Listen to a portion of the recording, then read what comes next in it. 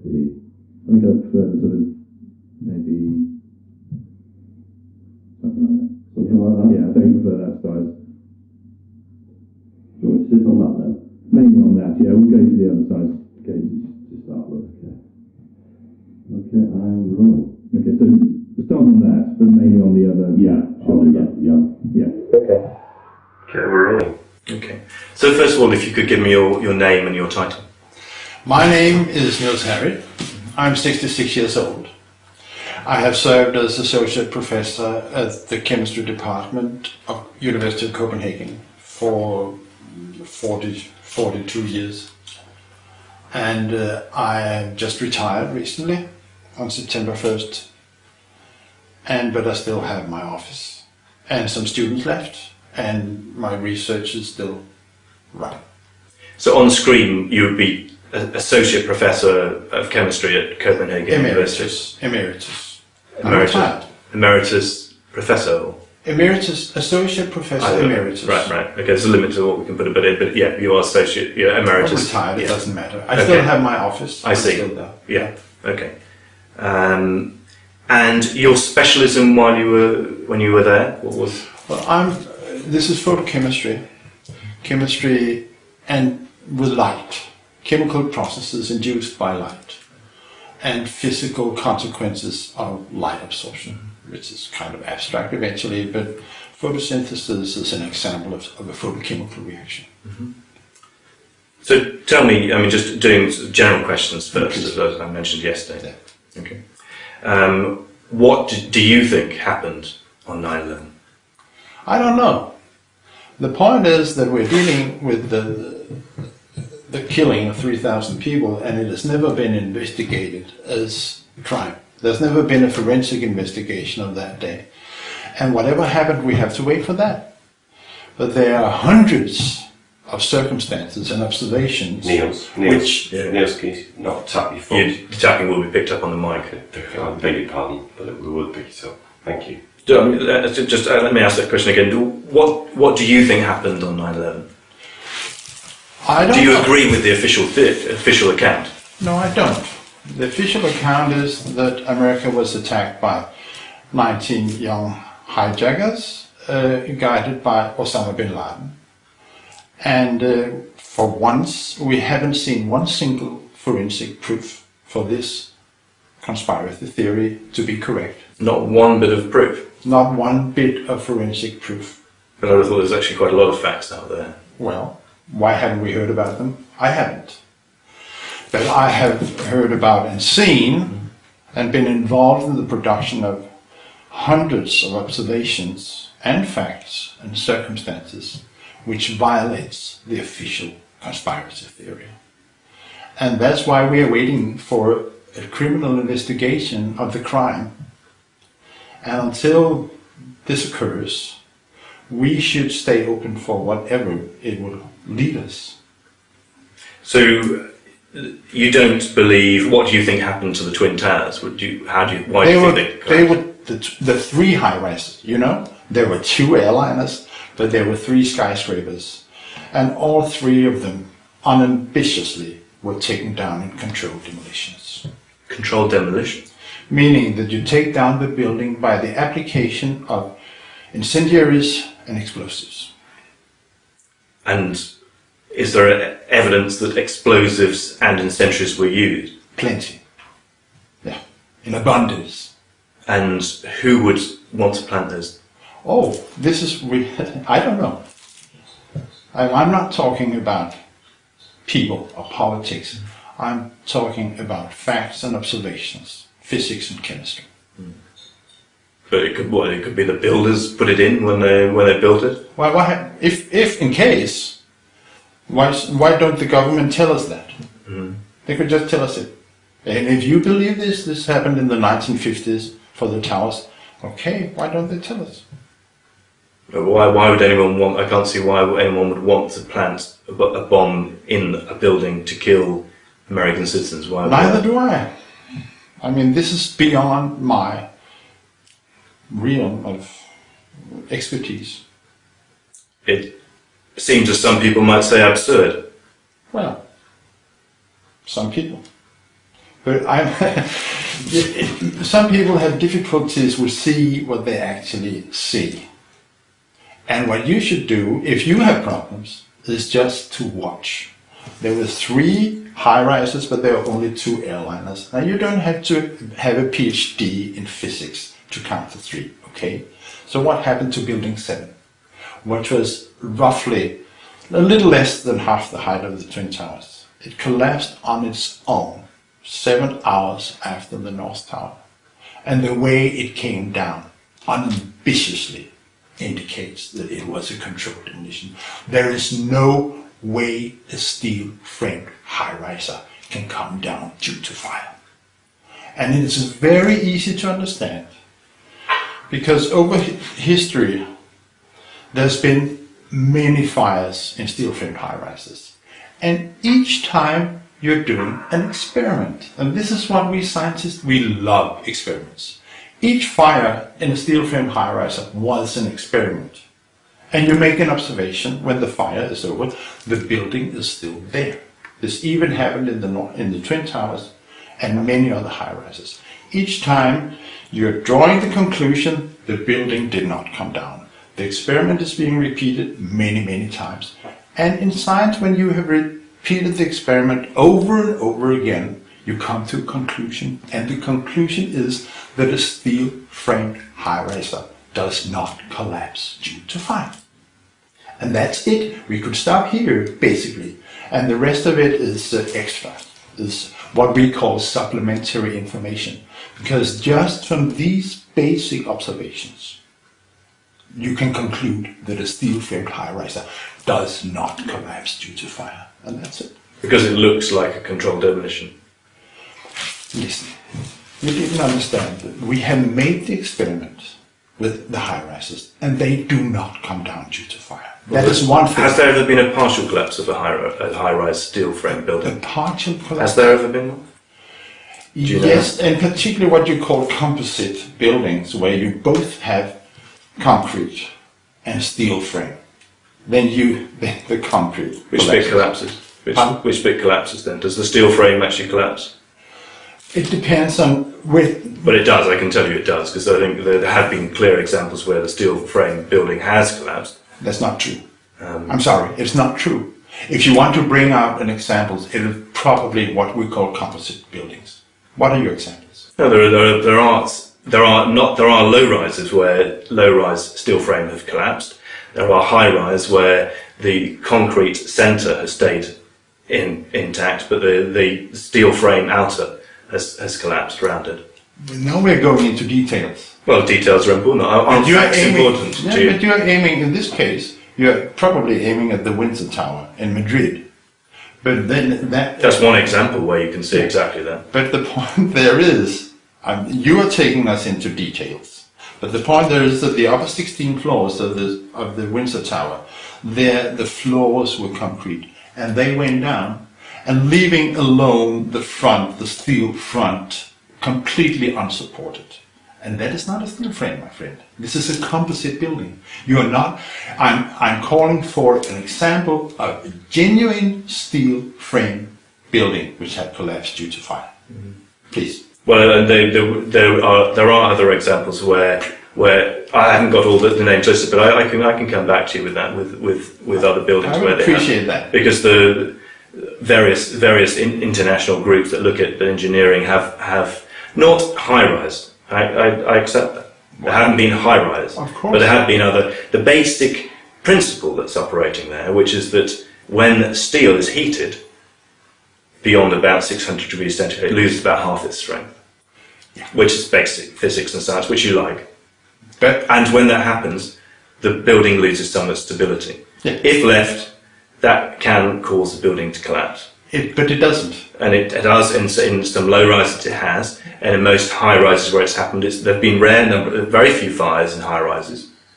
The longest one where it's been when it didn't have a fire service treating the fire, at WTC 7, where it's burned for 7 hours and wasn't treated by the fire service, that did collapse.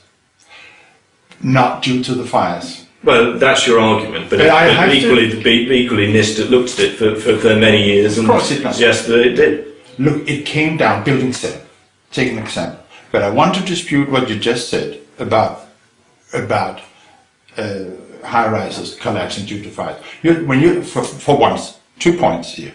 When you have a steel roof, of course it comes down. But British steel, which is respected, or was, it's not called British Steel anymore, but they did actually a series of experiments, Cardington experiments. Exactly, the Cardington experiments.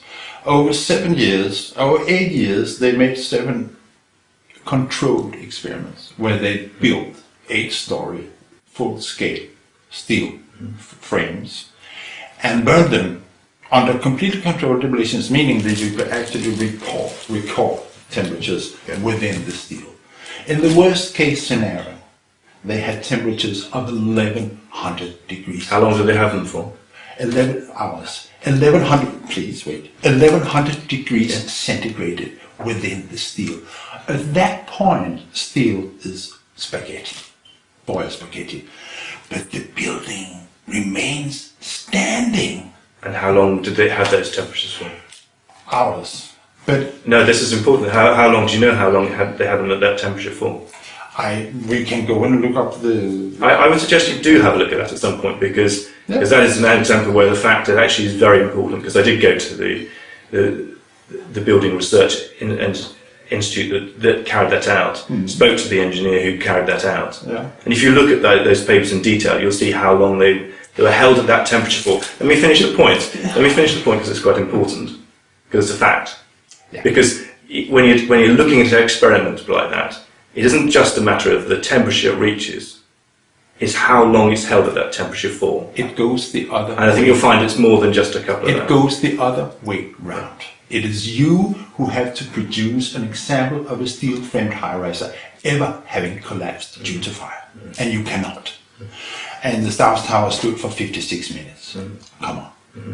There has been no reported example of steel-framed high-rises collapsing due to fire, and it was not building 7. The process is clear.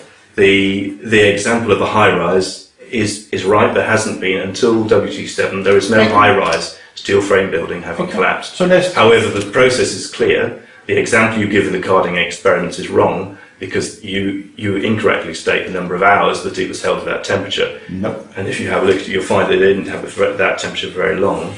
It didn't collapse, okay? The Cardington fire. That's because you need to look at how long it was held at that temperature. Okay. You have to produce an example of a steel frame which collapsed due to fire. And you cannot. And that is the bottom line. Because it is not me who has to present a steel frame which is. So, do you honestly believe that if you held a steel frame building and you have temperatures that are over 600 degrees on whole floors, that you then, if you maintain that temperature for say 7 hours, that the building will be intact? Do you really believe that? Well, it happened. Would you be happy to stay in a building at the top of that, say a 50-floor building, in a standard steel frame building yourself, and then would you not take the stairs and exit? Of course I would. You would stay in it because you would know it's so safe. No. Please, when you're saying that the first building ever to collapse due to fire, a steel frame, was building 7. Okay, that's what you said, and you're claiming that. It's not me. It's what others have claimed. I mean, it's what NIST have claimed. It's what other authorities have. You just said that building 7 came down. Okay, and you're talking about roaring fires. It is not true. It was minor, random, small fires, but this is not personal. What's that based on? That suggestion that small fires. You should look at the pictures. I have looked at the pictures. Very good. Then we must agree that they were small, random fires. I don't agree with that. No. Okay. But it doesn't matter. Well, it does matter because that's fairly important as to how big the fires were and how widespread. You base that suggestion of the fires being small and not over many floors on looking at some pictures. Yeah, that's your scientific analysis based on a few pictures. I'm looking at pictures. Of course. I mean, no, I'm looking at all the available pictures. I have read the NIST report. Yeah. I'm expressing the conclusion of NIST. And these are small, random fires. But it is not important, because the way the building comes down tells all. The look of it. And the rate, the acceleration. The building is coming down in free fall. This is number one observation. For almost free fall. No, actually, no. It is straight free fall for almost 2.5 seconds. Almost, yeah, exactly, almost. And then it isn't at free fall. It is free fall. Yeah. It is, and you say it right yourself when you say it's almost free fall for about 3 seconds. I didn't say that. I didn't say that. Yeah. I did not say that. Just to use the word almost. No. For almost 2.5 seconds. It was within free fall. Okay, I understand. It was within free fall. Yeah. For say a little more than 2 seconds. Okay? And it was completely free fall. It was within 1% of free fall on Manhattan. I see, so it's not quite. Yeah. And this is a completely unambitious proof that you had controlled demolition. Because at that time, when the whole building symmetrically goes from complete rest directly into free fall, at that moment, all the supporting structure must have been eliminated. And the last part of, at least the last part of the supporting structure must have been eliminated by explosives. Otherwise, you cannot see a complete symmetrical going down in free fall. Now, we are talking basic physics here. We are talking about Sir Isaac Newton, your countryman, professor of Cambridge. His tomb is in Westminster Abbey, and for good reasons, because he wrote a book in 1687, which we call Principia, which is the basic book of science in the world as we live in here, which is the physical world we live in here. And what we are talking about here is his fundamental laws and the implication of that. Newton has been right for 350 years. He has never lost a game. So the conclusion, based on this observation, is that the building was brought down by explosives. And the official report by NIST suggests that there was an internal collapse of many floors before that, so which allowed it to collapse in the way it did. You've read the report, that's what it talks about, an internal collapse, isn't it? But it doesn't make any difference. You discount that? No, because... You think they made it up? Yeah, I do. I think that the NIST report is scientifically so flawed that I would call it a fraud. It's a scientific fraud. It's a conscious cover-up. So no doubt. You're accusing the people who worked on it, Dr. Shine Sunder and the other people who worked on it, of being fraudulent, of being deliberately covering up what actually happened. Yeah. Quite frankly. It's quite a serious allegation, isn't it? It is. And what evidence do you think they deliberately covered up? Oh, that is a long story. And we have, I'm not alone in this. There are 1,500 architects and engineers behind this claim. Richard Gage, you know this organization. And I consider it scientific mainstream that Building 7 came down in a controlled demolition. And you can go through the NIST report page by page, and you can see how they're suppressing, twisting, making deliberate and undeliberate errors, downright errors. And it is, and of course we have, I'm not alone, there are thousands of scientists behind this. And we have pointed on all the faults. It is not, of course, in the mainstream media. You find this information on the web, because the mainstream media do not want to report this. For some reason or other, you should be better to answer that. But it's, I stand behind my accusation, yes, absolutely. And tell me about, just going through some more general points, and let me just talk about, you talked about the architects and engineers for 9/11 Truth. What do you think has happened to the those who've questioned the official account. How would you characterise how that movement has changed over the last 10 years? The movement has changed. It's been growing. It's growing every day. The hundreds of people are seeing on their own. Each one is acting on their own. Nobody's telling anyone to act. Each one is acting out from an inner voice telling me there's something wrong here. If you have seen Building 7, there's no way back. You can try to put it away. I haven't seen it, but it's always there. And Building 7 is coming down in free fall. Obviously controlled demolition. So you can try to cheat on yourself, or you can speak up and live with dignity. And what convinced you that the official account was? I saw Building 7, it's 4 years ago. And I had two problems immediately. One thing is that up until that point, I thought that the World Trade Center were the Twin Towers. Like everybody else, most people actually in the world. And I was told that this was World Trade Center. And what I saw was a gigantic skyscraper. From Danish standards, it's 3 times taller than any building we have around here. Coming down. And why should this be World Trade Center? Why have nobody told me about this before? This goes to BBC. And the other thing was that I, as a natural scientist, I'm trained to try to understand whatever goes on around me. This is my instinct, always trying to understand what's going on. And I couldn't understand why this building standing there. The last seconds there are not even small fires. There's no smoke, there's no nothing. You just see the building going down, and you can actually see the explosions are running from the bottom up on the north side. You just watch. But at that time I didn't understand. I just said, hey, what's going on? So I had to look into it. This is the bend of my nature. And after a couple of weeks, I understood that this is the most important event in my lifetime. And from that moment on, there's been no way back. And do you feel sort of driven by this?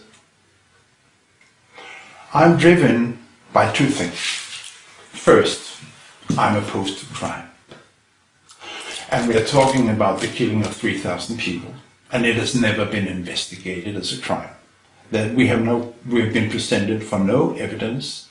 There's been no grand jury, and nobody has been wanted for the terror attack. Osama bin Laden has never been wanted for it due to the lack of evidence. That's one thing. I'm opposed to crime.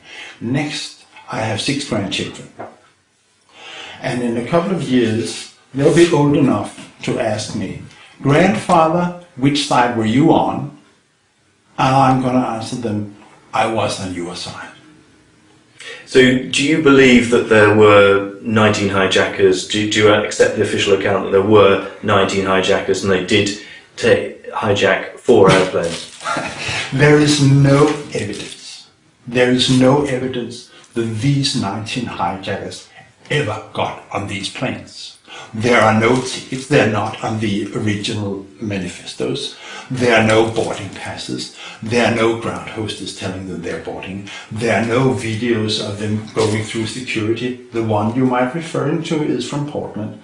There is no evidence that they would be able to take over 4 airliners at the same time within half an hour or something and prevent 8 adult, trained, seasoned pilots from just pushing the hijack button. There is no evidence how these young men who had never flown an airliner before could hit the Twin Towers. It is like threading a needle on a horseback at 900 kilometers at 60 kilometers an hour. There is no evidence explaining why the American Air Force remained on the ground for 1.5 hours. Under ordinary circumstances, they would be up and intercepting within 10 minutes. And they stood still for 1.5 hours. There is no evidence explaining why an airliner, Flight 77, after having flown around in the most supervised airspace on the Earth were able to slam into the most strongest surveyed and protected and defended building in the world, the Pentagon.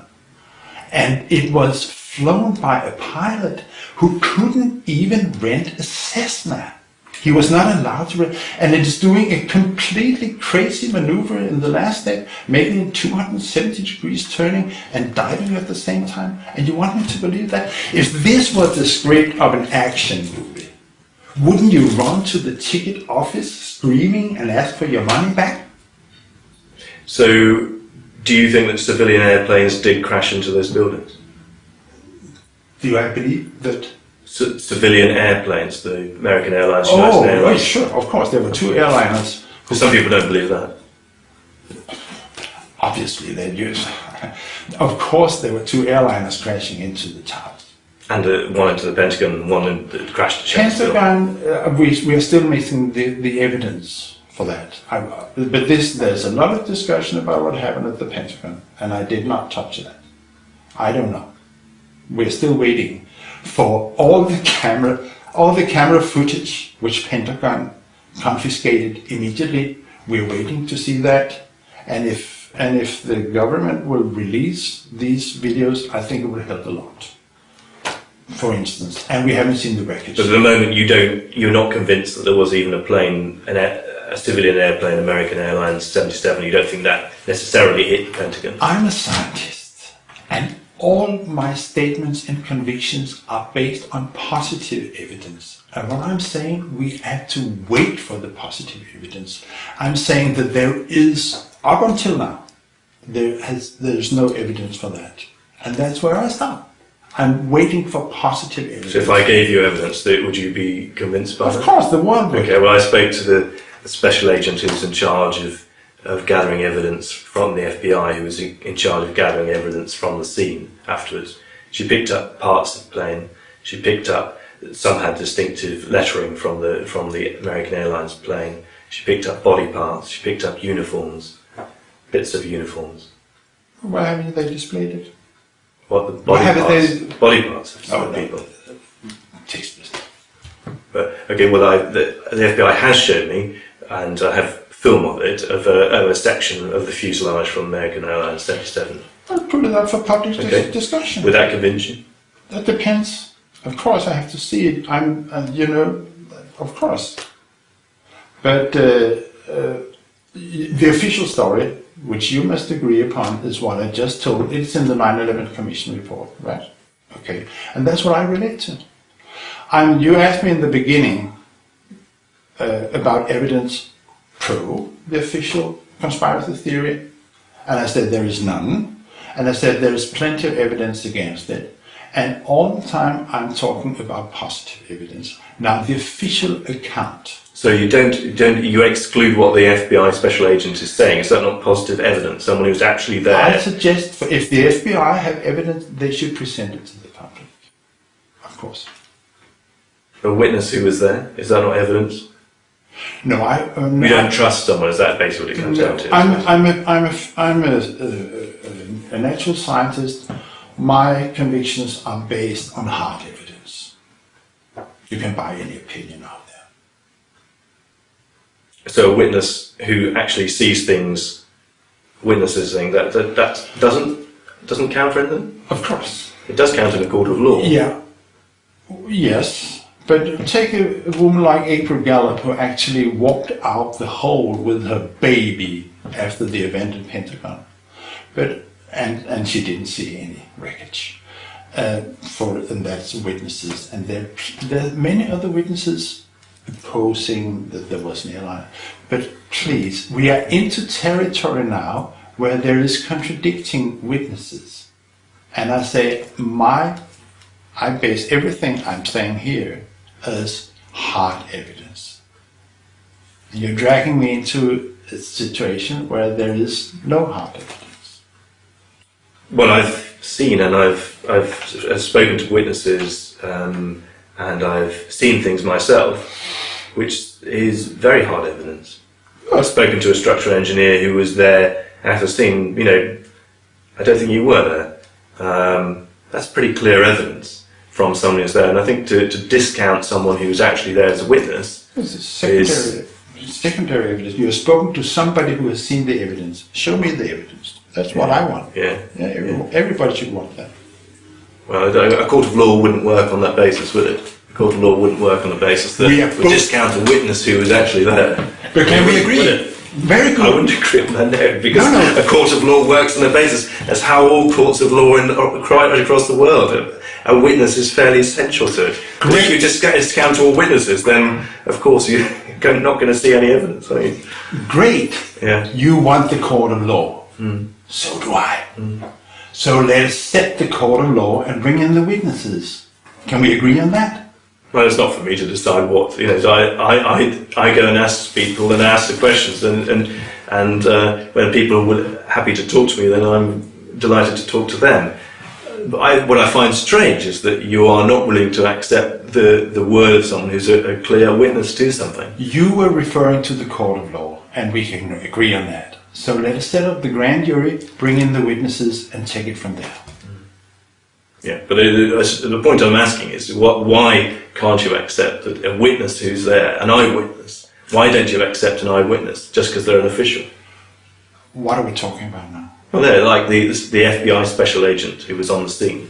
Well, the FBI gathering bits of plane, gathering bits of body parts, gathering bits of uniform from people who have been blown up from their life. That's pretty tragic. That's pretty vital and real. And you just to dismiss that as though that doesn't count strikes me as rather flippant with facts. The FBI agent has seen this. I have. Yes, but what I'm asking you is, why shouldn't you therefore listen to that FBI agent and take note of it and change your views because of that? Because I want this FBI agent to come into the courtroom and present his evidence in front of the judges. And I'm not taking any stand on this. But why should she come into a court? She doesn't. Why should I take a stand on this? Because she should come into the court, because what I'm talking about is a court with what you call subpoena power. So the court should ask the FBI agent to come in and present her evidence. And all I'm asking for, and this is what I'm waiting for. I'm not taking a stand of you as the second reference of some FBI agent who said something, and you want me to relate to that. Isn't this a bit far? Not really. I mean, she said it on camera. She's an eyewitness to it at the time. How good do you want someone who's actually there? I want holding body parts, holding uniforms, holding bits of airplane. I mean, I don't know. It's off, like. Okay, it's done. Just changed it. Changed it. Hullet. Niels, hullet. Pentagon-hullet. Yeah, we're not going to take Pentagon. You're derailing them. Sorry? You're running off rails. Why do you think I'm running off rails? You don't. I mean, the Pentagon is a fairly important area to ask questions about, isn't it? I mean, you Actually, it is the important thing, but the government is done in scientific circles to run it off. Why is it least important? No, I didn't say that. Oh, sorry, I didn't understand what you said. It's just a sense. Because everyone can see that there's something fishy there. It's quite obvious. Well, I didn't see it. I mean, that's. I'd be interested to know what is fishy about it. Then I'll ask you that question. Why did it happen? In terms of how can the most protected building in the world? Don't tell me now. Let's save it because I'd like to hear you say it on camera. Når vi taler om vidner, så Barry Jennings. Yeah, Barry Jennings, yeah. Talking about witnesses. I'll spill the bars on mine. Okay, yeah. 20 seconds. Har du bånden op, Julia? Ja.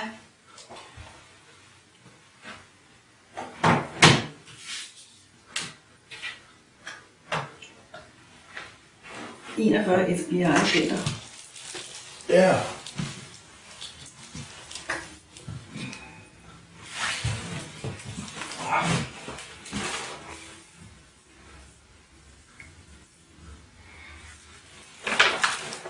Let's reframe up, Mike. We'll crack on. Just a second. Focus. Okay, camera's rolling. So we were just asking about the Pentagon, Niels. The facts seem fairly clear. What happened there? The official account does seem to check out with all the facts that are there. Really? I disagree. And why do you think it doesn't? Why do you think the official account doesn't seem to hold true at the Pentagon? Well, I've said this already. I find it unbelievable that a pilot which was not allowed to rent a Cessna could fly a Boeing 757 and make a 270 degrees turn and a dive at the same time and slam it into the building. It's an impossible maneuver. I don't believe that it should be possible for an airliner to attack the most protected and best defended building in the world. And so if the government wants me to believe that, I suggest that they release the more than 80 videos, as I understand, video cameras actually monitoring this building. They just relieve the footage of the Boeing, and that's it. And until then, I'm just waiting for the hard evidence. So where did the airliner go? I don't know. American 77 disappeared, or? Well, please. I'm referring to hard evidence. I'm not doing any speculations. I'm just waiting for the hard evidence. But there were passengers on it. There was an American Airlines 77. There did have passengers on it. Had pilots on it. Where did it possibly go if it didn't crash into the Pentagon? I'm a physicist and chemist. I specialize in the collapse of the World Trade Center. And all these discussions about the airliners and the passengers, and there's plenty to talk about. I suggest that you take in other specialists who know more about that. We can go on for hours discussing this. And the problem here is that there are conflicting evidence out there. Okay? And most of it is conflicting with the official story. That's not what I've found, but well, that's your opinion. It is, definitely. But until further, I think that it is unbelievable that an airliner should be allowed to fly around for 1.5 hours and then slam into Donald Rumsfeld's own office building. I don't believe that this was just an accident. I've spoken to an air traffic controller, and he explained why they failed, and they did fail. It was a failure to launch aircraft to intercept. Okay. And the explanation is fairly clear, that there was a lack of communication. And there's been written books about it. Please. But you just don't accept that. You know the explanation, but it doesn't mean anything to you. I don't believe that the American people is paying billions of dollars to the most effective air force in the world, and they should fail on such a simple occasion like this. Okay. And you sort of question whether there were indeed 19 hijackers. And a few months ago, we heard news that Osama bin Laden had been killed. Do you believe that he was killed by US Navy SEALs then? I believe that Osama bin Laden died more than 9 years ago. Probably on December the 12th or 13th, 2001. Way back then, and what happened to him after that? He died. What were the Americans hunting for after that? They had a big operation to try and hunt for him. The CIA, the FBI involved in a large hunt for Osama bin Laden. What were they doing? Were they just doing that for a joke? Why don't they ask them? I did ask them. Oh, please. And they said they were insulted by the suggestion they would not be doing. They were not working to try and find Osama bin Laden. Well, they say it was absurd. I apologize if I have insulted anybody. I'm talking about hard evidence from start to end. They said they had hard evidence when they were there. They had DNA. They had they physically ID'd the person, and his wife at the time shouted out his name. Why don't they show us? And if they showed it, would you be convinced? Or Yes. would you then say we want a court of law and something else? Of course, it should be. Of course, he should be convicted. He has never been charged. And somebody called the FBI way back, a reporter called Ed Harrit, and he asked the FBI, "Now, why is Osama bin Laden not wanted for 9/11?" And the spokesman called Rex Tom answered quite bluntly, because FBI does not have any hard evidence connecting Osama bin Laden with the terror attacks on 9/11, and that's it. This is FBI admitting they do not have any hard evidence for this, and we haven't seen any hard evidence either. You don't think Al Qaeda was involved in 9/11 at all? When we're going into the political realm now, I think it's not the political arena. I think it's sort of it's the official account of what happened. Official account of what happened absolutely essentially says that Al Qaeda was responsible for 9/11. Of course not. Yeah, of course. I have not seen any evidence that the 19 hijackers. Actually, I know a person from Iceland who has put out a reward of 10,000 pounds sterling to anyone who can produce hard evidence for that the 19 hijackers actually boarded these planes, and his money is still in the bank. So if you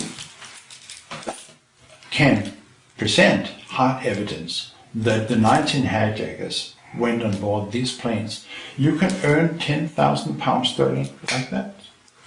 I suppose it depends what you call the evidence. So there's video evidence. There is video evidence. No. There's evidence where their names are on the list. There's names where.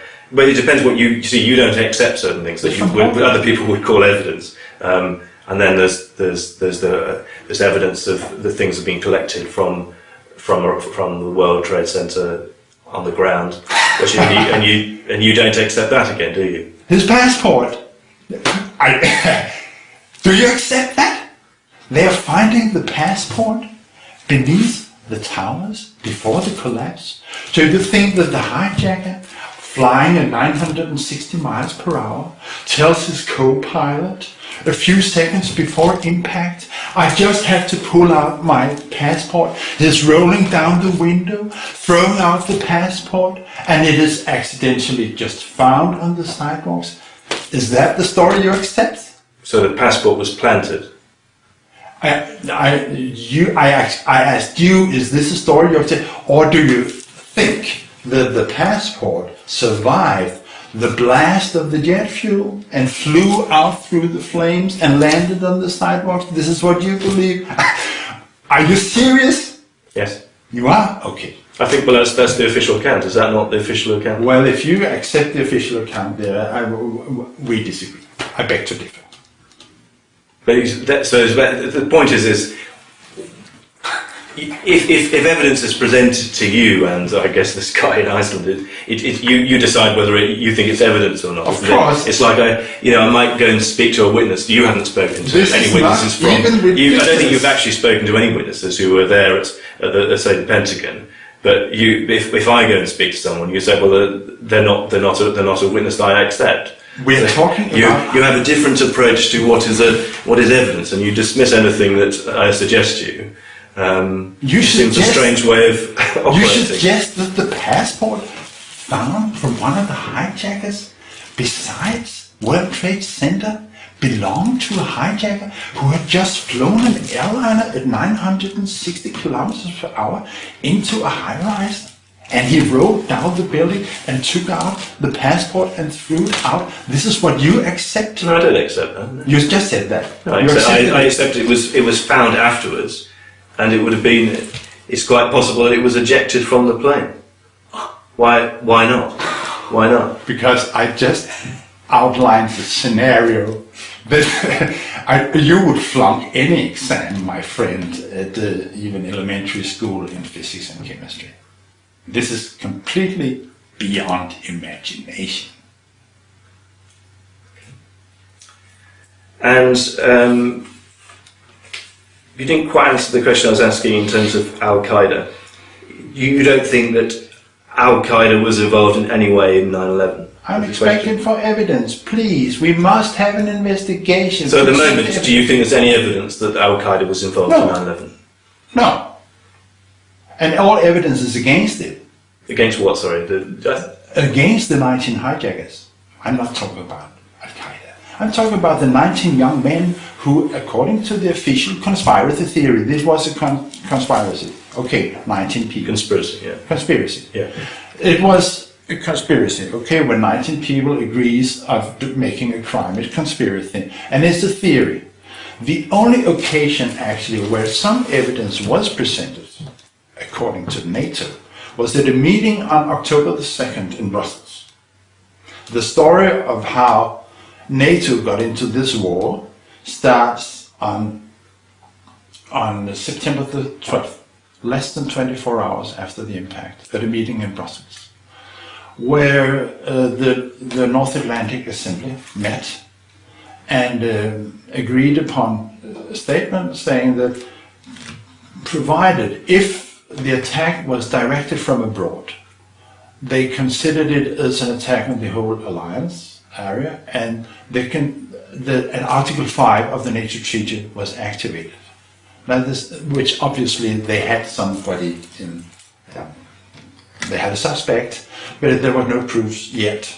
This was officially provided by Frank Taylor, who was the title of ambassador, an American employee from the Minister of Foreign Affairs, who came to Brussels on October the 2nd and presented the evidence that this attack was directed from abroad, which should have been Afghanistan, by Osama bin Laden. The meeting was closed, and the minutes from the report from the meeting has never been published. It is classified. On October the 4th, Lord Robertson, at that time Secretary General of NATO, came forward and said that we have seen the evidence and we accept that the attack was directed from abroad, and now we consider Article 5 of the NATO Treaty to be in operation. From that moment on, my country was at war with Afghanistan. But we, the public and the soldiers who were fighting for their lives, have not seen the evidence yet presented by Frank Taylor. And what I suggest is that they show us the evidence. We haven't seen it yet. And that is the story how my country got into Afghanistan. And this is the only political statement I'm ready to put forward here. Denmark has the highest number of casualties in Afghanistan relative to our population. Okay, we're fighting in Helmand. And I think that we owe the soldiers why we're there. And it was originally Operation in 2002, the hunt down for bin Laden. And the Danes were there already at that time. Okay. The final general point for I want to get onto your particular research just about is the fourth plane that went down at Shanksville, crashed at Shanksville. Do you believe that was a civilian airplane, or do you believe it crashed into the ground at Shanksville? There was no wreckage. The people who came out actually to look at the wreckage, they went home after 20 minutes because there was nobody there. The coroner said, well, I'm finished, there's no job for me, they just went home. He said, I think he said there were parts of body parts, there were small parts of wreckage there, and people did carry on working. The coroner, who we have spoken to before, said there was a tragic scene there, and there was clear evidence that the plane had crashed. Over 7 square kilometers. The wreckage was spread over 7 square kilometers. What sort of wreckage was spread over 7 kilometers? The airliner. Yeah. What? So parts of metal and parts of engines were found over 7 square kilometers, were they? Yeah, spread all over. I'm not very much into flight. I've not seen that. That's not the evidence I've ever seen. Okay. The only evidence I've seen is that small parts of insulation, things that could be blown in by the wind, were found a few miles away. I think you should compare with other airline crashes then. The point you're making is that, are you suggesting that something other, if it didn't crash there at Shanksville? I don't believe that, no. Did it crash where? I don't have no idea. Shot out of the sky? Could be. Taken off to Barbados or something? No, come on. I'm not speculating. I'm all the time. I have to repeat it again and again. Show me the evidence. And the side you're pointing at regarding Flight 93, there just ain't no wreckage. And that's it. That's where it stops for me. Show me the evidence, the hard evidence. Don't bring rumors about the coroner. Witnesses. Yeah, but the coroner has to... The person who was there, again, a sort of person, you don't accept the coroner, an eyewitness who was there? Oh. You did call him to your aid a second ago, but when he seems to say something against you, you don't then dismiss him. No, but this is what I recall what the coroner said. But so if we are in a dispute about witnesses, I think we should fall back on the hard evidence, because this is all we got. Okay. There are parts of the plane found at the scene. And wait for the grand jury. Yeah. And there are parts of the plane found at the scene. Wonderful. Let's wait for the grand jury. Isn't that hard evidence? Let's wait for the grand jury. Well, you see, the point is there may not be any need for a grand jury if the evidence is already there. What? If the evidence is already there. What? You don't think there's evidence, but everyone else does. What? If you have a crime, and would you say that there is no need for an investigation? What crime? Killing of 3,000 people, even more. By who? I don't know. This is why we need an investigation. Well, because most people accept that there wasn't... The only crime was committed was by 19 hijackers. Yesterday, a poll was published. There's just been a poll among the New Yorkers. You might not know this. And when the New Yorkers was asked, do you want a new investigation into tonight? 48% voted yes. Did you know that? No, I didn't know. Okay, it came in last night. This is half the population of New York. And you're talking about most people accepting? Accepting the official account? Yeah. Yes. But I'm talking about half the population of the New York. And this is hard evidence. This is a poll which was just been published last night, and you don't know. And you think that everybody is accepting. What's the last national poll then you can point to? Oh, I'm not a specialist in so I thought you were just asking me whether it's you were just questioning whether I should know something happened yesterday. You don't know the last 10 years when there was the last national poll of the US. I don't think that it costs money, and that nobody has come up with the money to do that. Well, it has been actually, but you don't know about it. Okay, you just wanted to make a point, score a point, but there has, and it was a Scripps poll, and it found around about just over 30% of people thought that either the US government allowed or in some way caused 9/11 to happen. And this is 4 years ago. This was 2007. Right. So apparently the percentage has... Well, I don't know what I haven't seen it, so I don't know what exactly the question is. The question you were suggesting there is a different question to the one that Scripps asked, which is a very wide question. It's a completely different question, isn't it? You said that most people accept the official story. Based on what? Based on the Scripps national poll. There is no national poll since then that I'm aware of. If you are, then correct me.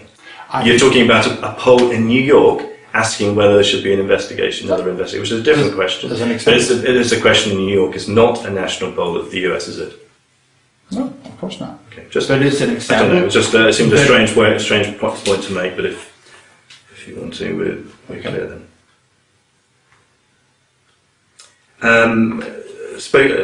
Final sort of general points. So I've spoken to a former CIA member who was deputy in charge of the counter-terrorist centre, Philip Mudd.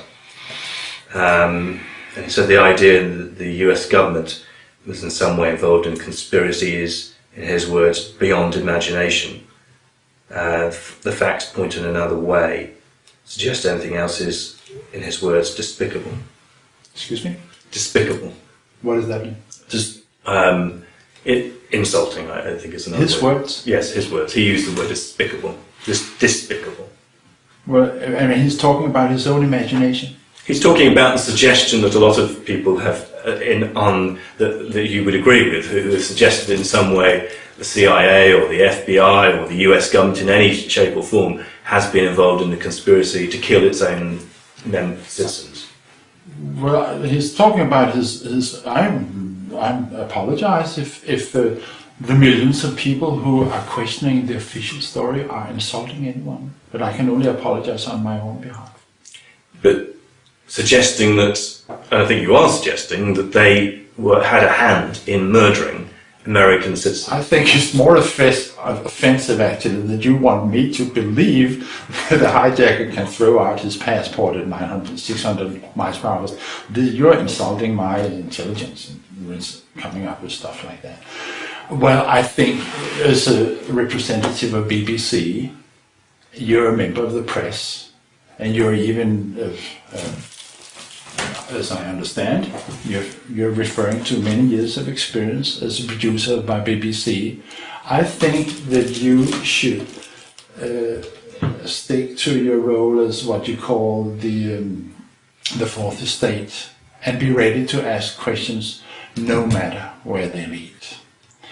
I'm glad you ask any questions, that no matter where they lead. Okay. I'm asking you questions. No. But that's the point he made to me, and I wanted your response to that. Which, someone who's spent their life working for the governments, like him, and there are other members of the US government and the FBI, find it beyond the pale, find it offensive to suggest that they spent the last 9 years hunting for a person who didn't exist, that they somehow had a part in killing American citizens, which is what you are suggesting.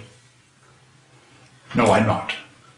I'm asking for an investigation, and on the contrary, I think that all these people fighting for their countries, including Denmark, need to see, must be presented for the hard evidence they're fighting for.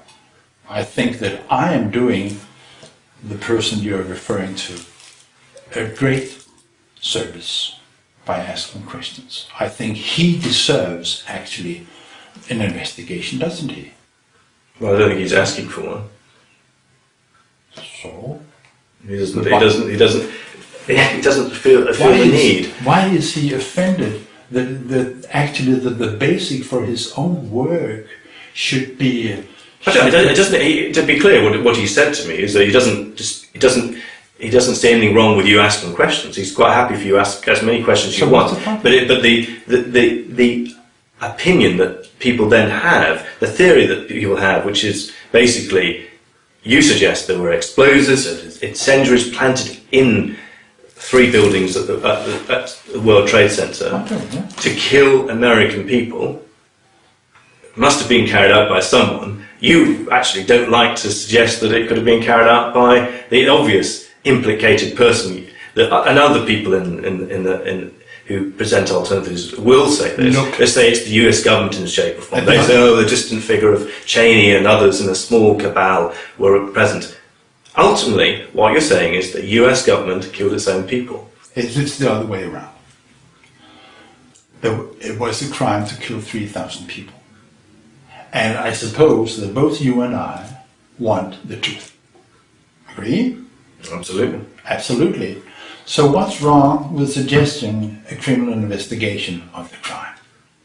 That's your request. Yeah. Yeah. And that's it. Yeah. Okay? And I'm not discussing other people's feelings. And I cannot relate to anybody's feeling in that connection. I'm opposed to crime. But who possibly could have wanted to carry out an attack like 9/11 apart from Al-Qaeda? I think this is what the investigation is all about. Give me one explanation. I don't see any. Well, give me one explanation. Why would you want to do it? What benefit would it have for President Bush? I'm a political scientist. I'm a natural scientist. I'm not discussing politics. So you can't see any?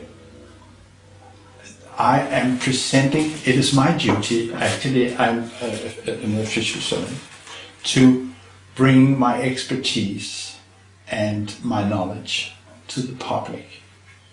And this is my duty. As it is your duty to put questions on any explanation which is out there. And all the time talking about hard evidence. I'm not talking about rumors, I'm not pointing fingers, I'm calling for an investigation of a crime. This is completely beyond... But to have any crime, as you would like to call it, one of the basic aspects of any crime is to have a motive. I don't see any motive. Well, this is your problem. Yeah. Is it? I don't see. It may be a problem with philosophy, but if you don't see a motive, I mean, it's not the problem. Is not me, but I mean, in any crime, you would look for a motive. You haven't looked for a motive before you investigate. Well, as you investigate, it's one of the essential points of it. Isn't it essential in any criminal investigation to have a motive? If a person is killed, do you think the police is coming and asking for a motive before they start investigating? And you don't think they'd ask for a motive in their investigation? No, but I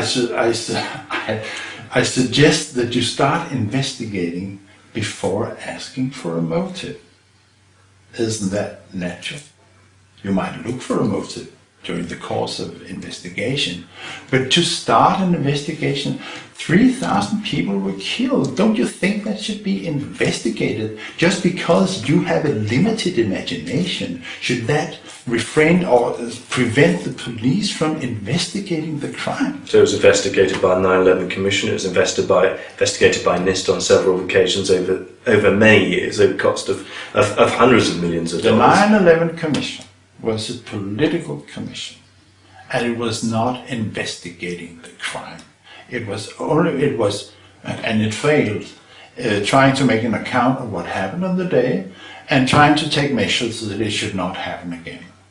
And the 9/11 Commission report is also deeply flawed, but this has been considered by other people. I know you have met with David Ray Griffin, and he's the expert on that. Now, regarding the NIST report, which addresses the technical aspects, and this is where I come in because I have read it, I would not hesitate to call scientific fraud. It's a cover-up. I stand on that. But you can't see any motive. You can't see. You can't see any motive to do this. This horrific crime. To kill 3,000 people. It's a pretty serious allegation, but you can't see a motive. To start a criminal investigation, you don't have to have a motive before you start. Agree on that? It's every criminal investigator I've ever seen. It looks to a motive. Yeah. I mean, shouldn't you be, as an investigator yourself, looking for a motive? No, I will not be investigating. I would. I look for a motive. I don't see one. Please, but you're not in the FBI. No, I'm not in the FBI. So let's leave it to the police. No, but I'm asking questions. I ask questions. It's a straightforward question. It's a straightforward. And I thought it's a straightforward answer. But you don't see any motive. But your only reference is your own lack of imagination. Okay, give me an example of any possible motive for it. No. I'm just saying that the facts are, the hard evidence are that 3,000 people were killed.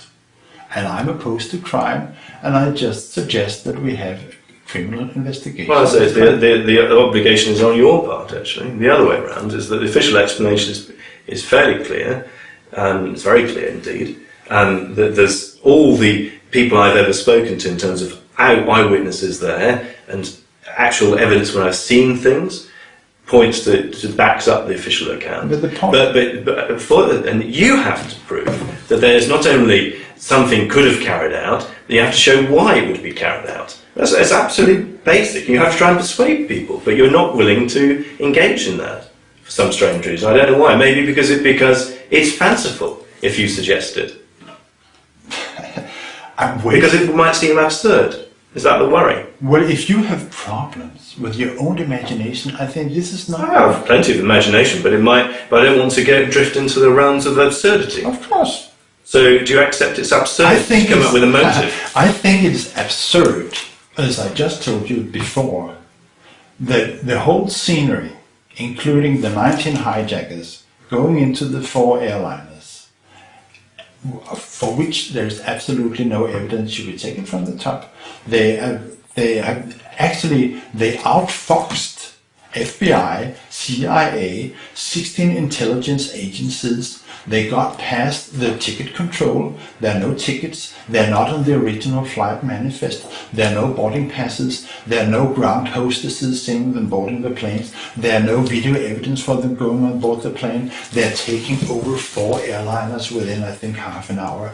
They're overcoming 8 very mature, strong airline pilots, 4 of them with military backgrounds, and none of these 8 airlines pilots can just slip the hijack switch when they're overcome by these men, and they are slamming 2 of them into the Twin Towers at a rate of 960 kilometers per hour. This is like threading a needle on a horseback. You just cannot do that.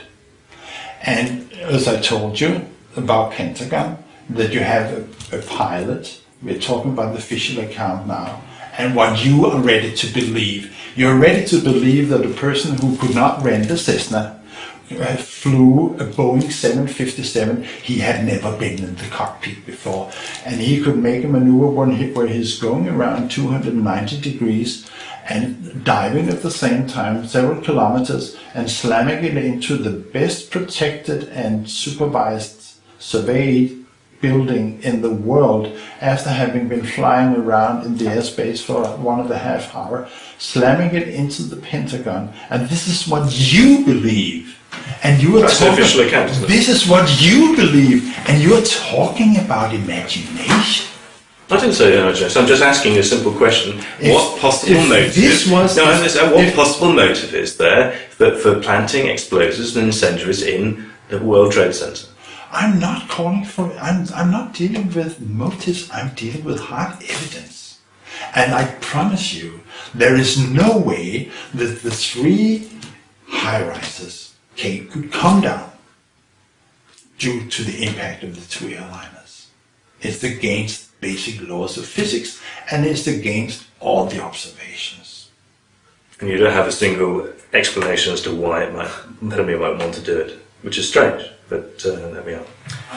So Niels, how many samples did your paper look at? The work in the paper is based on 5 samples, and but due to this chain of custody, which I found ridiculous actually to document, during the writing up of the paper, the other guys, some of the other authors, was very meticulous, wanted to have this chain of custody in place, which meaning that each individual who provided the samples had to fill out a form, and they were interviewed on camera, where and how they found it. I think, should anybody question the authenticity of the samples? I have published more than 60 papers. Never in my lifetime have I run into a situation like this where somebody eventually would accuse us of falsifying and spiking the samples. I just couldn't imagine. But the other guys insisted on this. Now the 5th of these 5 samples, the 5th person did not want it to stand up publicly and sign these forms. So all results from this 5th sample were pulled out of the final publication. So it's based on 4 samples. 4 samples in the end, right? And where were those found? Yeah, you can see here. No, I don't want to. Sorry, you have to assume that you're talking to a wider audience. They can't. I'm not going to tell people to refer to. It's very easy because this is the south of Manhattan. Yeah. You can see where the samples are found. Yeah. That's it. So they're all found in the south of Manhattan, around the site, in various number of days or weeks afterwards. No. Actually, the youngest one was, I think, about 20 minutes after the collapse of the North Tower. Actually, before the building 7, the 3rd tower collapsed.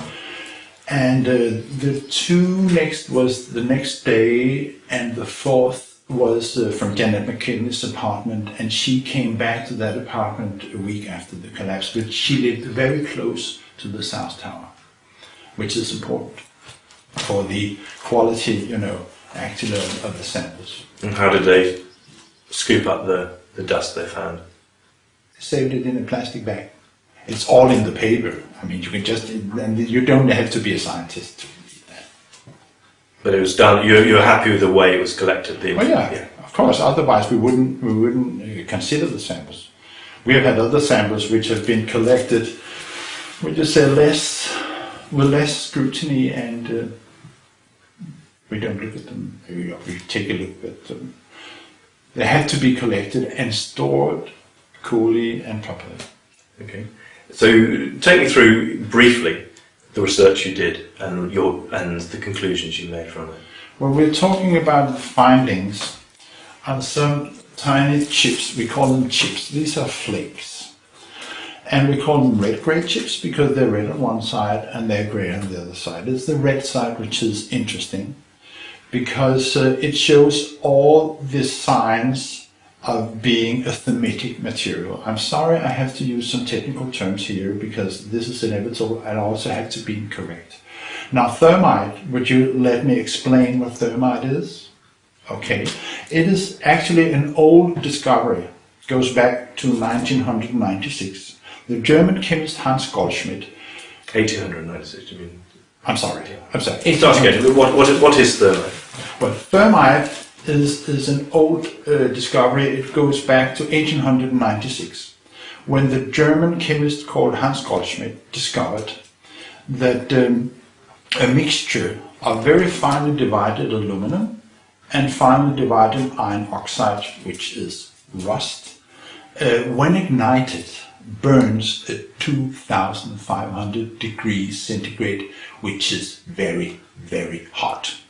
Actually, it is roughly 1,000 degrees above the melting point of iron, and molten iron is produced in the thermitic process.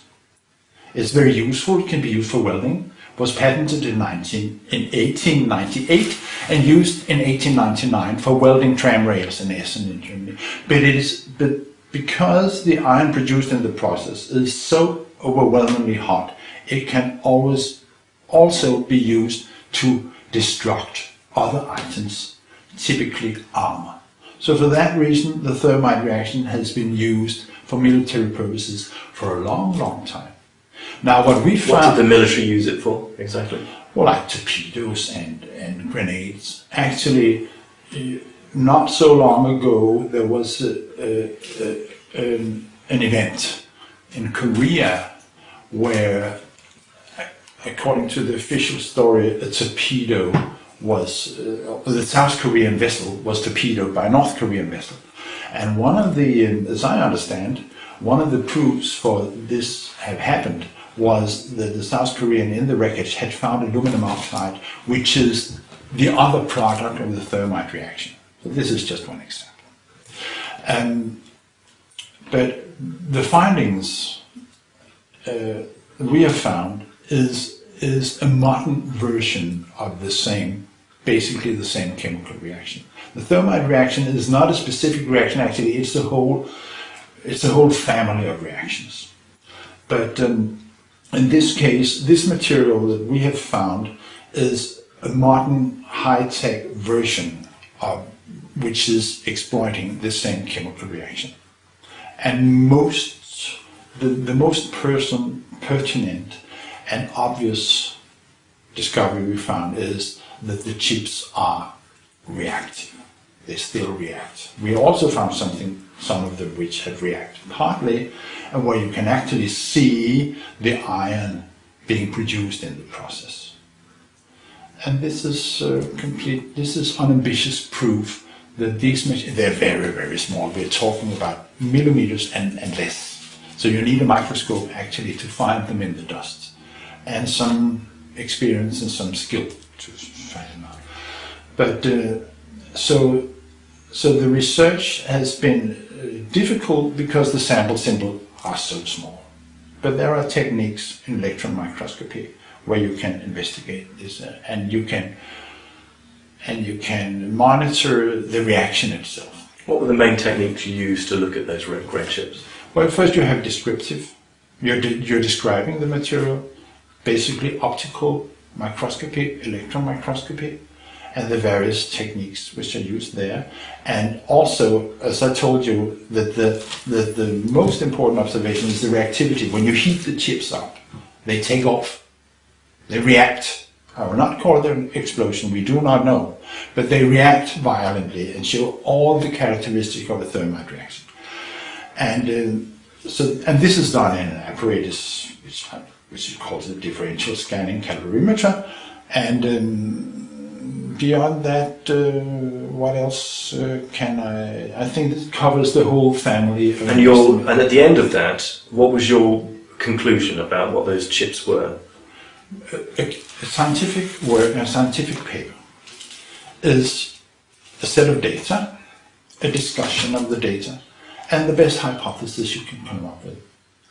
And based on the data and the discussion, the hypothesis that we have come up with is that this is unreacted thermitic material, and it has not been challenged. The basic conclusion has not been challenged over the last 2 years since it came out. I mean, you gave an explanation of what thermite is. People question, thermite is an incendiary, isn't it, not an explosive? That's correct. Yeah, and you have to distinguish between explosives and incendiaries. And I claim that the controlled demolitions of the 3 high-rises and both incendiaries and explosives were used out of necessity, based on your observations.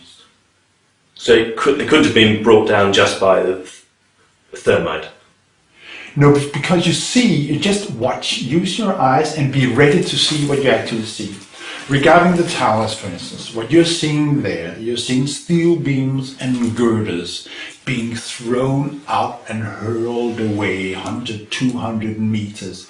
And we are talking about fragments of tons, 4, 10, 15 tons being thrown 100 meters away like a spike going into the building on the other side of the street.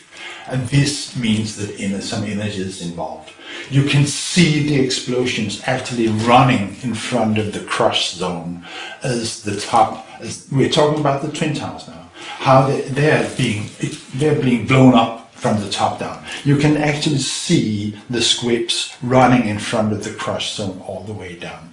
Some people think that the towers came down by what you call the pile driver theory. So the top actually crushed its way down through the tower. Like if you dropped a hammer on a plate, that dynamic load. Yeah, but for once, there is no top section. Just look at the video. There is no top section. Also, were you looking at Twin Towers, or you're talking about Building 7 now? No. We're talking about the towers now. Yeah. And we come back to Building 7 in a second. No top section, I don't understand that, sorry. No. If you watch, I can show you the video if you will. I suggest you put the video in, like the North Tower, when it collapses, there just ain't no top section. And if you take the South Tower, take the clip taken, the video taken from a helicopter to the south, you can see for once the explosions. You can see the explosions occurring in the top section above the impact point of the airliner. You can see this top section starts tilting of the South Tower. It starts tilting. Now if something starts tilting, it would continue and actually fall to the ground in one piece. It doesn't. It disappears in open air. There ain't no, and this is only observations. If you make calculations on the energy for the pile driver theory just isn't there. I can give you the numbers. I have in my head, if you care, how much energy is available, the potential energy, and it just isn't there. Okay. Stick with your Building 7. Okay. Yeah. What are the indication of explosives and incendiaries? What you see, Building 7 is coming down in perfectly free fall for more than 2 seconds from the start. This is only possible if a whole series of charges have fired with a very exact time sequence and taking out eventually the last supporting structure of the building. When the 47th story starts to move, there is nothing supporting it as it's going down like this. Imagine. Can only be accomplished. And it is the whole building. It's the whole building going down like that.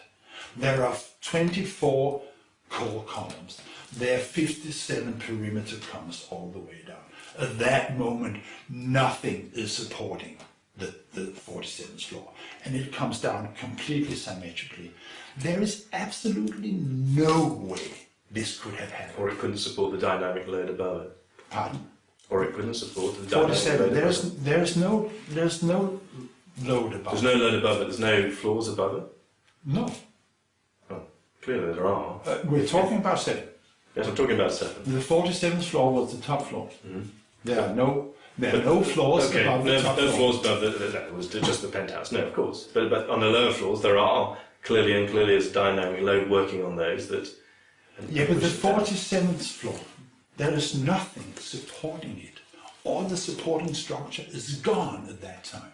There is no way you see an internal collapse at the top where the pentagons, you see an internal collapse at the top where the penthouse starts to move down and there's an internal crack, and you see a crack with it, and it goes down from inside. Yes, I'm not claiming that the whole structure. So the structure could have been weakened and it could just be collapsed. Of course. I'm not claiming that the whole structure, of course not, that the whole structure is taken out like that. Yeah. What I'm saying is the last supporting structure is taken out like that. Mm-hmm. I'm saying that at the moment, the seismic track is 18 seconds long. At the moment when the top floor starts moving, there is nothing supporting it. And the whole building is moving symmetrically. It's going all the way down, and building 7 was not hit by an airliner. Now, come on. Okay. Yeah, I want to go back to your research in a sec, but let me just think as you've raised that question, I want to sort of carry on with that. I mean, do you know of any controlled demolition that's ever been where someone's used thermite as part of that? No. Is that surprising? No. Well, it could be. It's not. I'm a scientist. Listen, and I'm reporting hard evidence. Why? And I'm asking honest. I'm answering your questions honestly. So I don't know. Why would someone want to use thermite as well as a conventional explosive? Wouldn't a conventional explosive be enough? Go and ask them. You're an investigative reporter. Go and ask them. Mm-hmm. They know. Who's they? Who brought down the World Trade Center? And who would that be? I don't know. You haven't really given me a suggestion who that might be. They are brilliant engineers. This is a masterpiece. But who's they? You find out, and we must have an investigation. I can't see a motive, and I can't see a person who would want to carry it out. That's your problem. You have a problem. Well, I think you have as well, because you don't seem to be able to give me a suggestion of who might want to carry out and who might have done it. Your problem will be solved when we get an investigation, and the grand jury will find out. Okay, but you haven't got anyone in mind, right? Okay. No. Okay. Okay. So, when you looked at the dust samples you had, the 4 dust samples, how much aluminium did you find? How much? What do you mean? Did you do a quantitative analysis of how much analysis? But this is all actually. Oh, I don't remember the numbers, but this is already in the investigating done by the RJLE group. No, in your dust, the dust that you did. But the quantitative context of aluminum is. Actually, the numbers are irrelevant because, we are taking out the chips. We're not considering the dust as a whole. You're being selective and looking at those particular chips. Of course. But you didn't do, then on those chips, or in the dust, you didn't do any quantitative analysis? No, because it's already, and this is what started the thing, it's just the original report from the RJLE group, already in 2003 and 2004. And the United States Geological Survey came out in 2005. And they have a complete mapping of the World Trade Center dust, including and this is quite an extensive investigation, including the total aluminum content. And this is what started Professor Stephen Jones actually and triggered him to look into the dust. Also because in particular this is another finding which is very important. In the RJ Lee group from 2003, they reported the content of 5.87% iron spheres. These are small particles of iron which are completely round. They shouldn't be there. Iron or iron oxide? Pure iron? Iron. Yeah. Well, there's aluminum in it as well, because of the history of its formation, because it comes out in a reaction, in a thermite reaction. But the findings of these spheres on their own is the complete unambiguous proof the thermite was also applied during the demolition of the World Trade Center. And this is from 2003. You did an analysis, looked at how much heat was released by when you heated the aluminium, the iron oxide, and the red chips. How much heat was released by them? Oh, it differs from chip to chip. This comes in. I think you gave a range, didn't you? In joules per gram. I Yes. think. Do you want me to? Yes, please.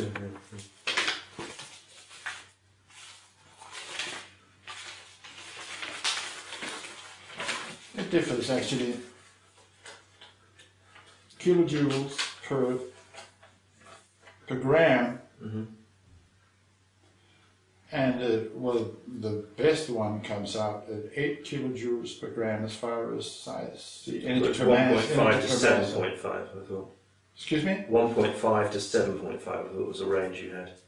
Kilojoules per gram. Yeah, right. So you know. Okay, very good. Is that right? Yeah, according to this, it's the same as this. Okay. And did you look at any alternatives apart from thermite as being the cause for the red grade chip?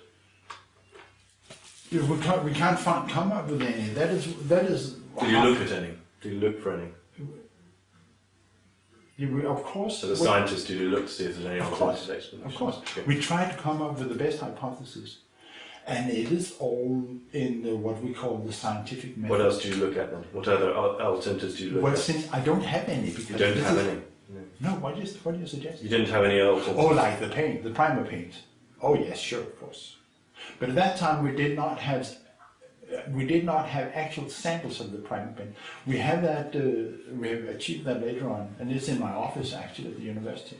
But at that time, what we had was a description of the primer paint, which is provided. It's in the NIST report, and there's a whole chapter actually on the primer paint, because you can use the primer paint as an indication of the thermal history of the steel beams, and it's very interesting on its own, because when the steel beams were covered by protective paint, and when you heat it up, it starts cracking. It's called mud cracking because it looks like cracked mud, and from the cracks you can actually determine the temperature of the thermal history of the beam. And NIST did not find any steel beams from the core of the towers which has been exposed to beyond 250 degrees centigrade from the primer paint. And it's in the Twin Towers you're talking about? Yes. Yeah. Right. And it's the same number actually from 7. In spite of, most of the steel was actually, hurried away, which is forbidden to remove any evidence from a crime scene. But what the remains that NIST had for observation, none of them, according to the primer paint, had been beyond 250 degrees centigrade. Now this primer paint is described, and its thermal stability is also described, because NIST, or company, it's a private company, did experiments with the beams and heated them up and see what happens up to 800 degrees. And what happened is this mud cracking when you heat up the primer paint, and around 600 degrees it starts peeling off, and the polymer matrix starts charring, and actually this charring is more or less complete around 800 degrees. Now the point here is that the primer paint is stable. That's one thing. Another thing is the content of the primer paint, and I've actually done these calculations myself. is that the primer paint contains up to 30%, I have to be a little technical here, of zinc chromate, which is the protective agent of the primer paint. And we do not see that. And later on, we have achieved actual samples. It's not so easy, but we have got some samples of the primer paint, and they behave completely as expected. I have made experiments with it myself. When you say the primer paint, you're basing on you've looked at one primer paint from the World Trade Center, is that right? What do you mean? I'm asking you how many examples of primer paint from the World Trade Center. According to the NIST report, there is only one. Right. I think there's only one used. And the samples that we have received matches the NIST description. What more can I say? Your paper, was it published in a leading journal and peer-reviewed? No, it was published in what we call an open journal. Mm-hmm. And peer-reviewed in that? Oh, yeah. Okay. And what was been the reaction by other scientists? Have you been challenged at all? Zero. No, challenge, no, not really on the...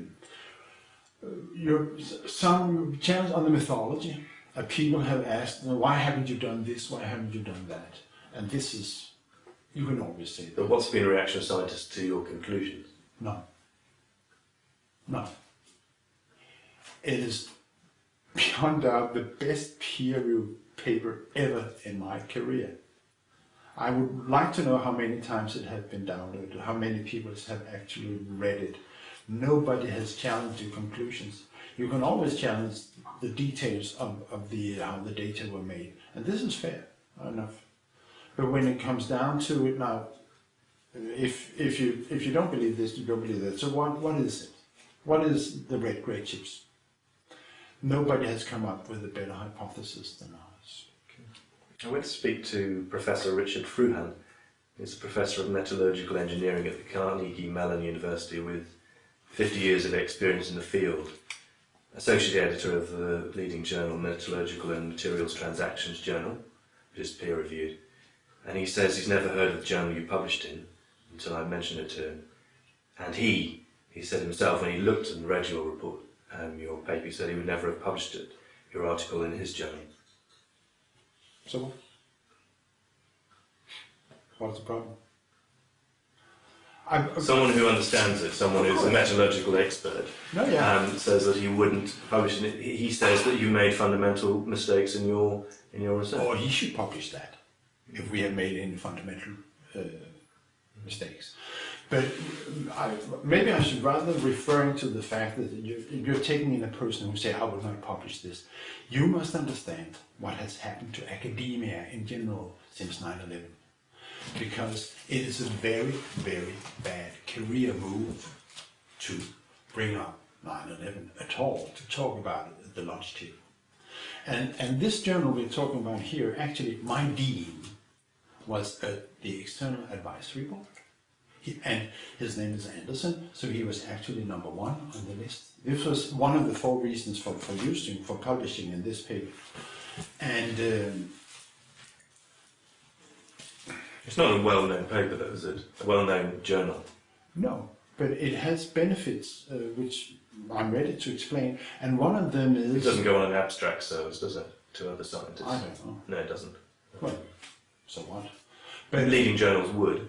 Yeah. They would get a more rigorous peer review. Yeah, but there are 3 reasons why the leading journal would not accept it, for several reasons. One of them is that it is very long.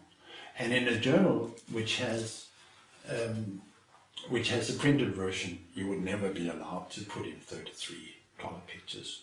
But most importantly to us is that it's an open journal. And you must understand that it is always the scientists who pay for the publication. No matter which kind of journal you're talking about, it's always the scientists paying, because there's the same people reading as there's the same people publishing. So if you pay for the journal by subscription, is basically the same thing as if you pay what we call a page charge. And sometimes you pay both, actually. You both pay for the subscription and you pay for the printing. There's always a scientist paying. But this concept, which is a little new, they tried to break the monopoly of the old journals, which had has pushed the subscription rates into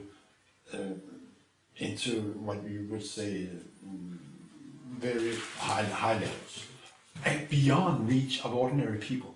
If you want to read a paper from one of the old conventional journals, you have either to be affiliated an institution or go to the library. It's beyond reach for any single individual to subscribe to this because they're simply too expensive. Now, this new concept, which was endorsed by my dean, relies on a different mechanism because it's free. So point one, everyone can download it, and we wanted this to happen. Point two, it would never come out, have a printed version because there are too many illustrations. Point three, we kept the copyrights of all the pictures. We still have the copyrights. If you want to show a picture from this, you would have to ask me because I have the copyrights. But if it had been one of the other journals, you would have to ask the journal. So these are very good reasons for using this one. Another person I spoke to there at the Carnegie Mellon University, Professor Christopher Pistorius, he says that nobody has bothered to take the time to look at this. It doesn't mean to say it's right, it just means it hasn't been proven wrong. And he said, there are lots of reasons why nobody would take the time. It's frankly irrelevant. It would be fairly easy to rebut, but everybody has got more interesting things to do. Okay, why are we sitting here? The reasons they suggested that it was they had problems with your paper is, first of all, they said 20 years ago analysis like yours was done on a few particles, and now they do look at thousands, and within that they would do hundreds of analyses, and that's the sort of work that R.J. Leo, the US Geological Survey would do. They do, and they would do a quantitative analysis as they go. You based on taking 4 samples and then specifically looking out for certain things. They suggest that's not the way science in this way now works. Bring us the samples. Niels won't give us any. No, they're saying the way you conducted your own survey of the material, even the samples, take it as read that the samples even are correct and they've been corrected in the right way. They would challenge that, they would suggest that they weren't, they aren't. But however, take it that you've got samples there. The way you've analysed it, they're saying, is wrong. It's an outdated way of looking at it. It's being selective. Well, do they accept that? And they don't do as many, and you don't do, it's selective and you don't do as many calculations as others would do. Do they accept the data? They look at it and suggest that there are plenty of other good reasons as to what it might be. Wonderful. Why don't they present them? Well, they say the most likely source of aluminium in the red chips is paint, specialised cured paint. Why don't they? So you think that why don't they come up with the suggestion then and publish it? And do you think that? Well, they've done an interview with me and they said it's specialised cured paint. So why didn't you ask them the reason for putting paint on the World Trade Center, which it actually contradicts what was there, but which was? I'll give you it. Professor Christopher Pistorius, who's an expert in this type of paint. You should go out and publish that. Yeah, he said there was this type of paint was in use at the World Trade Center. He also suggests that there were lots of different types of paint of this type of primer paint being used, not just one, because there's lots of different types, and so you might have got one sample, but there are lots of others. The type that includes. May I come in? Yeah, okay, come in. Because there are paint in the dust. There are paint samples in the dust, but they don't react. There's lots of different compositions of paint, is what he's making. It's contradicting the NIST report. But why don't he publish this? If he claims this, he's in contradiction with the NIST report. He's contradiction with our findings. We have published it. You don't think there were lots of different types of paint being used at Not according to the NIST report. Tell us about it. Well, it's listed in the buildings. You could actually go back and look at the buildings. The type of... Okay, I'll carry on. I mean, I don't think you quite answered this question. Just ask you again, is what they were saying is that rather than taking a few particles and doing analysis on that, they suggested that the modern technique is to do much larger quantitative analysis and do many more samples and many more analysis within those samples. Yeah. Weren't you being selective? What? Weren't you being selective? Yeah, we are selecting the red grape chips from the dust, of course. Trying to find something out rather than being objective. What should we... You had a conclusion in mind when you did it. Yeah. Please, a scientific work and a scientific paper is a set of data and a discussion and the best hypothesis of the day. And that's what it is. That's what they suggested. And if they're asking for more, and Professor Fruhan, let me give you what Professor Fruhan said to me. He said, if you showed me a pile of dust, I could find almost anything in there, but maybe not in a large quantity.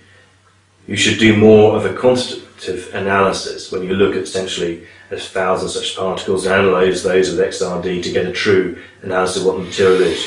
You could always find something in a pile of dust, and that proves your point. But it would be extremely small and could be a lot of other explanation for it as well. Well, why don't you present the other explanations and publish it, please? I mean, you're reading for a piece of paper. It really doesn't count. The only thing which counts in science are published data. Contrary views don't count. But he has to stand up. What is missing, basically, or generally, in all this whole discussion about the science thing and the demolition of the towers, is a discussion in a gathering, in a room of peers.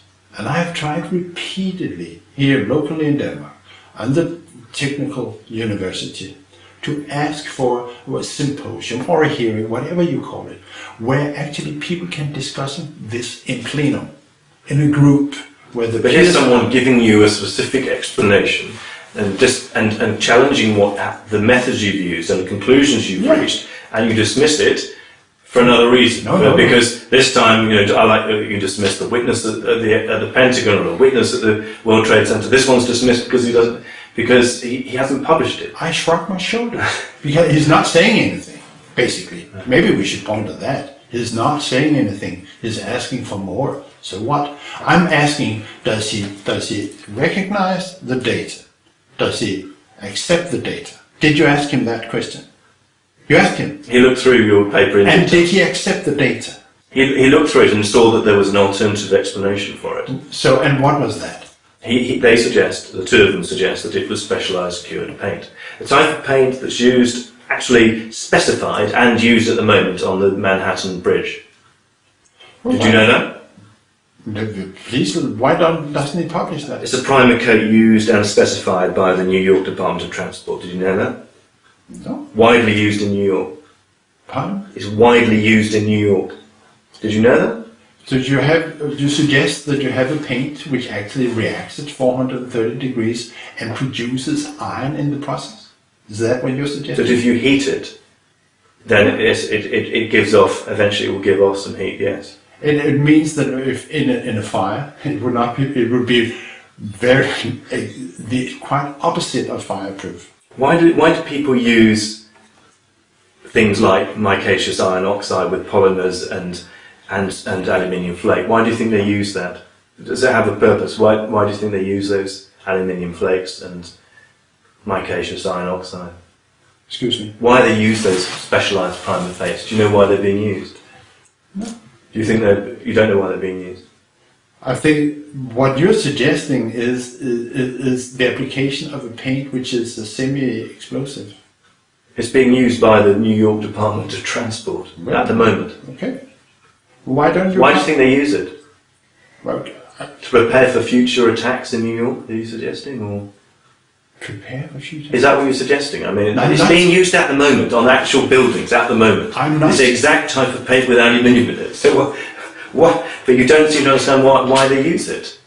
It's used for. I explain. I mean, it's used for. It is used for to stop corrosion. It's meant to. It's primer barrier to stop water getting into iron steel work.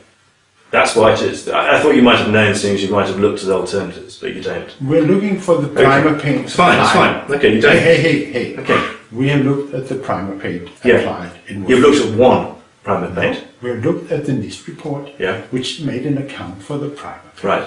Okay, You looked at that's that. one thing. Yeah. And we have obtained authentic samples of the primer paint from the steel beams, and they perfectly, fit the description in the NIST report, and that is the basis of our conclusions, of course. And Professor Christopher Pistorius states very clearly that in an area like the World Trade Center, there would have been a whole series of different primer paints used, not just one. So why is it not in the NIST report, and why doesn't he come up with it? Well, he did come up to me and he did explain it to me. If you heat a cured paint with polymer iron oxide aluminium, like the one we're talking about, heat will be released, yes? The polymer will burn, the aluminium will react with iron oxide, and the heat released by it, according to your paper, is around about 1.5 to 7.5 kilojoules per gram. That's the scientific calculation for it. How does that amount, what does that compare to a typical office fire? What do you think is the amount of heat being released by that in the same? I have no idea. Don't you? Actually, the burning of coal. No, just take an office fire. Quite important to say, because you're saying it's got some special characteristics, this. Yeah, but the point here is Now, not... that's the question. How much, in comparison to an office fire, is being released in terms of energy? The same calculation. I don't know, actually, but I probably you'll get more out of the office fire, because when coal burns... Yes, it's when twice coal- as much as the most... So it's 15 kilojoules per gram. Yeah. That's twice as much as Yeah, from your supposedly dangerous compound. No, you haven't understood. I've understood perfectly. And there's more energy being released out of an office fire than there is out of this supposedly highly dangerous material. I have to then entertain you a little bit about basic chemistry. Because what you are referring to is the combustion of carbon, basically, furniture, trees, wood, okay, in air. So there are two components in that reaction, and that is the carbon in the wood and the air. And it is a very slow reaction. It's true that more energy is released, but it's very slow. So over the time, probably, actually, it's true, more energy is comparable, twice as much is comparable. It is more energy is released when you burn carbon, but it's what we call a diffuse fire. It's burning from the surface. So you can never reach temperatures of 1538 degrees centigrade, which is the melting point of iron. Do you have a stove? Have you ever seen a stove? Have you ever seen it melt when you put in wood in the stove? Have you ever seen that? No, of course not. You cannot melt iron in ordinary office fire. You are at least, eventually, 1,000 degrees below the melting point of iron. So come on. You are referring apples and oranges. It's an inconvenient fact for you. Yeah, but it's- Produces more. I mean, in fact, NIST actually says that the office substation they looked at produces 17 to 20 kilojoules per gram. Yeah, but you would That's, never... that's nearly 3 times as much as energy is being released by your supposedly highly energetic material. Time is an issue. And the point is the temperature you reach within time. The thermite reaction brings its own reactants, and it reacts very fast. So that's why you get a temperature of 2,500 degrees centigrade. Now in office fire, unless you blow in oxygen, you don't get beyond, say, 700 degrees centigrade. You are roughly 800 to 900 degrees below the melting point of iron. So your point is irrelevant. Is their point? Your point is irrelevant. Yeah, but there are many irrelevant points in the NIST report. Well, they don't think it is. They're experts in metallurgy, world experts in metallurgy. They don't think it is irrelevant. But I guess you will dismiss them because they say something contrary to you. The temperature at which it started to react was what when these red grey chips? What 430. Right. Yeah. Okay. Yeah. And what would you expect it if it was thermite? Oh, actually, there's no. It's very hard to find ignition temperatures on thermite. But it wouldn't be that, would it? It wouldn't be 430. No, as a conventional thermite it can be ignited old time. Hans Goldschmidt, old time thermite, can be ignited by various means, and it's very difficult to find well-defined ignition temperatures. But it wouldn't be 430, would it? Definitely not. It's much higher. Right. But the point here is, what I believe, and we also said that the polymer matrix helps along for the relatively low, and actually it's burning. So it helps along to the low ignition temperature. But it's characteristic for nanothermite. Yeah. You know, it has been produced. We have made nanothermite ourselves independently, following the recipes from the Lawrence Livermore National Laboratory. And it takes off at these low temperatures. And guess what? If you burn the paint that they're talking about, the primer paint they look at, it would burn out exactly around about 430, 450 degrees centigrade. No. Well, Professor Christopher Pistorius from Carnegie Mellon says it would. Yeah, but I have made experiments with primer paint from the towers. And You've made experiments on what? As a few, but I have made experiments on authentic primer paint from the towers. I've heated it up, and I promise you, nothing happens until 800 degrees, and what you have left is black tar. Combustion. Okay.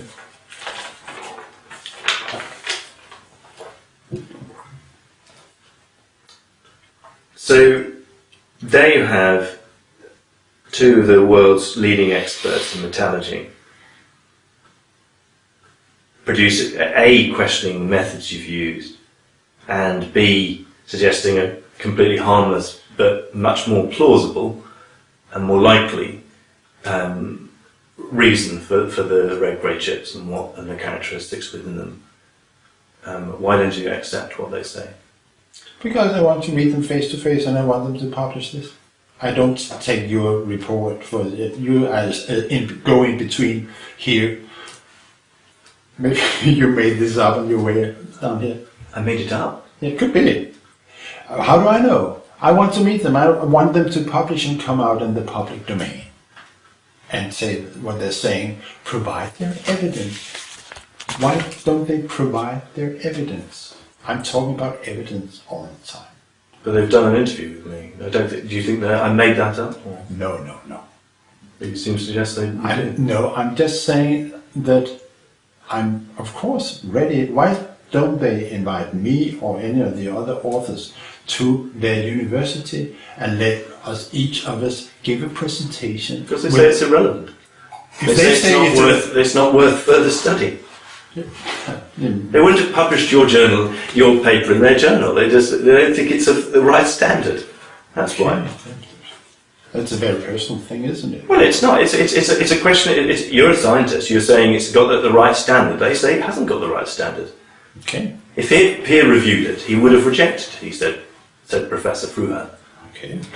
Well, that's pretty serious, isn't it? No, it is not. A professor of 50 years' experience in metallurgy, one of the world's leading experts in exactly this field. It's not your field, is it? Your field is not metallurgy. I'm in nanoscience, but it is true. But your field is not metallurgy, is it? Why doesn't your professor? Is it? Is it your field metallurgy? No. He is. He's got 50 years' experience, but yet again, you say that either I made it up, or that for some other reason you would suggest you don't want to listen to a leading expert in the field. Of course I will. This is absurd. Where is he? I'm not listening to him.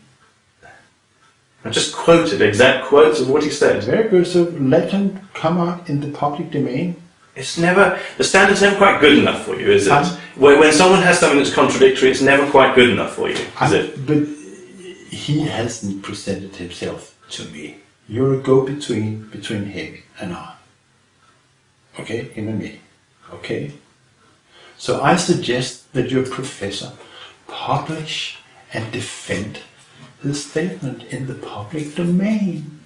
Why is well, he has put it in the public domain. He's just done an interview with BBC, hasn't he? Why is he pretty clearly in the public domain, isn't it? Why is he hiding? I don't think he's hiding anything. And he's saying that it is not worth written. But he wouldn't have published it. He just said, I asked him a question, would you have published it in your journal? He said, no, I wouldn't. If I peer reviewed it, I would have rejected it. Okay. Because it wasn't up to the correct standards of science. It's not how we do that sort of research now. It might have been 30 years ago. It isn't now, and he disagrees with your conclusion. He said you were being selective. Well, I still suggest that he come up with his criticism following the standard rituals, routes for doing that, instead of actually giving it an interview, as you claim, with BBC. Again. So you suggest I claim as an interview, or what? Please, let me repeat. Well, that's why you've decided to record the interview. I mean, you're saying things that I don't accept. I don't claim there's an interview. There was an interview. There was an interview, and I've given you exact quotes of what someone said. And yet again, you're not willing to accept what someone said. I haven't taken a position on that. Right. Okay. I'm saying that what is needed here is a public hearing among peers. Because when you take in any single individual, and that goes for me too, in an interview, you can get any opinion you want out there. This has happened, it's true. This is something which has happened to academia, and I can explain to you why, because it's based on the funding system and the whole thing. They'd never heard of your paper. I asked them a question about it, they answered. I don't think it's any more complicated than that. They gave you an answer you didn't like, so you dismiss it. What is needed? It's pretty simple to me. You don't like things that seem to contradict your point of view. No, I'm saying let's take the decision into a peer a forum of peers where we can discuss things, and where somebody are presenting their opinion, because you have to bring people together in order to have a proper scientific discussion. We should not discuss with any relays. That's what I'm saying. What I'm calling for is a scientific symposium on 9/11 science. And this could be an issue. And I'm suggesting your professor to invite me, or Professor Jones, or Kevin Ryan, or either one of us, preferably together, at a symposium at his institute, and let's talk it over together with his colleagues. I know a person who's from a completely different end of the spectrum, who's helped found Scholars for 9/11 Truth. Professor James Fetzer says that he suggests that nanothermite only becomes explosive if it's combined with explosives, which is true. It's an incendiary. And the same is true of toothpaste. If you combine toothpaste with an explosive, then it becomes an explosive. The inherent characteristic of thermite is an incendiary, not an explosive. We don't know. We don't know. We don't know where the red grade chips fit into the demolition picture of the World Trade Center. We know that incendiaries were used, and I can come up with a list of 10 other observations, which each of them unambitiously imply the application of thermite. How could someone have got into the World Trade Center and planted a... Let me finish. Fairly important. Let me finish. Okay, we'll answer that question next. And we can bring to that access to the tower things afterwards. So, we know that incendiaries were used. They must, by necessity, have been thermitic. We also know that explosives were used, simply from the cause of collapse. They could have been thermitic, because modern explosives are based on these very same reactions. It's called composite materials. They are based on these reactions. But we do not know where the red grade chips fit in. They could, probably more than one kind of thermite was applied. But then we have to talk about sulfidation of the steel. But so we do not know where the red grade chips fit in. The only thing we know is that they shouldn't be there, and it is thermitic material because iron is being formed in the process. Have you done any calculations on the size of the building and working out the size of the steel and how much thermite you would have needed to bring down that building? A lot. No, because it's quite a lot, isn't it, actually? Yeah, tons. Tons. Yeah. And no one saw anything untoward in Building 7, no pre-cutting, no storing of tons of thermite, highly reactive, as you say. How do you know? Because I've not found anyone. Have you found anyone who said anything? Saw sort of someone carrying tons of thermite into the building, placing them in by girders, ripping off fireproofing, placing them in all the key positions that you would in a controlled demolition? Again, Have you found anyone? well, if you found anyone, would you report it in the BBC? I certainly would. Okay, but I think Have you found anyone? no. But I can tell you that the access to the towers has been very well documented by Kevin Ryan. This is one of the co-authors of this paper, and I would suggest that you read some of his essays on the way he is very. It is not difficult to get into the towers, and the key thing here is to get access to the steel structure. But you're talking about taking in tons, as you accept, tons on of pallets. thermite. On pallets. No, and explosives. I don't. And explosives all over. Yeah. Rigging the place with explosives, Yes. wiring, Yes. and no one saw it. Why do you That's know? really, it's How do you just know? absurd. Isn't it? How you know? What you know is that nobody reported it. Okay, that's a different thing. Because of course somebody saw it. And that you don't have to, if you have a pallet with explosives and you're bringing them into World Trade Center, you do not write on the side explosives for demolition, would you? You would just bring them in. Professor Fetzer also suggests that the nanothermite has been oversold, he said, to the 9/11 community. It's been grossly exaggerated, and that Stephen Jones and people like yourself who work with them have been infatuated with thermite. Well, you might say, I would rather say that nanothermite is just one in a whole series of observations and findings. Each of them is in contradiction with the official version of events. And that is true. That is true. I mean, the free fall and the stand down of the Air Force is, and just to mention two, is just as violating the official account. So in that sense, I agree. The nanothermite should be seen in a context. Along with all the other observations, the thermite was used. I mentioned the ionospheres. There's no way that could be explained without the application of thermite. Molten iron was pouring out of the South Tower prior to collapse, and iron melts at 1538 degrees centigrade. Molten iron was observed in the rubble after the collapses. It took 3 months to put out the fires in the rubble. Who saw the molten iron in the... I have counted at least 23 witnesses, and there's photographic evidence of that. Well, I spoke to one of those people I spoke to several of those people who it's been suggested of being evidence of that. One is the controlled demolition expert, Mark Loiseau. Another is Professor Hassan Astaneh, who's a structural engineer at Berkeley, California. Both of those have been suggested that they said it. When you actually go to speak to them, they say something else. They saw the